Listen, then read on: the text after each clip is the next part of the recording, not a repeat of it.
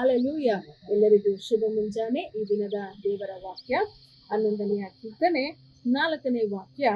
ಯೆಹೋವನು ತನ್ನ ಪರಿಶುದ್ಧ ಮಂದಿರದಲ್ಲಿದ್ದಾನೆ, ಆತನು ತನ್ನ ಸಿಂಹಾಸನವನ್ನು ಪರಲೋಕದಲ್ಲಿ ಸ್ಥಾಪಿಸಿದ್ದಾನೆ. ಆತನ ಕಣ್ಣುಗಳು ಮಾನವರನ್ನ ನೋಡುತ್ತವೆ, ಆತನು ಅವರನ್ನು ಬಹು ಸೂಕ್ಷ್ಮವಾಗಿ ಪರಿಶೋಧಿಸುತ್ತಾನೆ.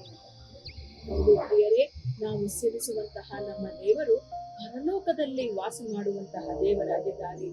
ಆ ದೇವರು ನಮ್ಮ ಜೀವಿತವನ್ನ ಬಹು ಸೂಕ್ಷ್ಮವಾಗಿ ಪರಿಶೋಧಿಸುವಂತಹ ದೇವರಾಗಿದ್ದಾರೆ.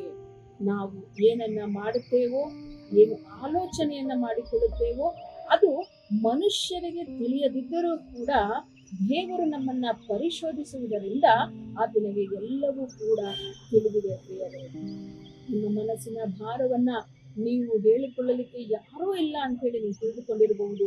ಆದರೆ ನಿಮ್ಮನ್ನ ಗಮನಿಸುವಂತಹ ದೇವರೊಬ್ಬರಿದ್ದಾರೆ. ಅವರು ನಿಮ್ಮನ್ನ ಪರಿಶೋಧಿಸುವರಾಗಿದ್ದಾರೆ.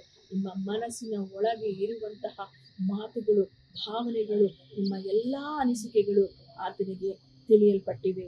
ಆದುದರಿಂದ ಹೆದರಬೇಡ್ರಿ. ದೇವರು ನಿಮಗೆ ಉತ್ತರವನ್ನ ಕೊಡುವಾತನಾಗಿದ್ದಾನೆ, ನಿಮಗೆ ಧೈರ್ಯವನ್ನ ತುಂಬಿಸುವಾತನಾಗಿದ್ದಾನೆ. ಪ್ರಾರ್ಥನೆ ಮಾಡೋಣ. ಸ್ತೋತ್ರ ಕರ್ತನೆ, ಪರಲೋಕದಲ್ಲಿರುವಂತಹ ನಮ್ಮ ದೇವರೇ, ಈ ದಿನದಲ್ಲಿಯೂ ಕೂಡ ನನ್ನ ಎಲ್ಲಾ ಸಹೋದರ ಸಹೋದರಿಗಾಗಿ ಪ್ರಾರ್ಥನೆ ಮಾಡುವಂತವಳಾಗಿದ್ದೇನೆ ಸ್ವಾಮಿ.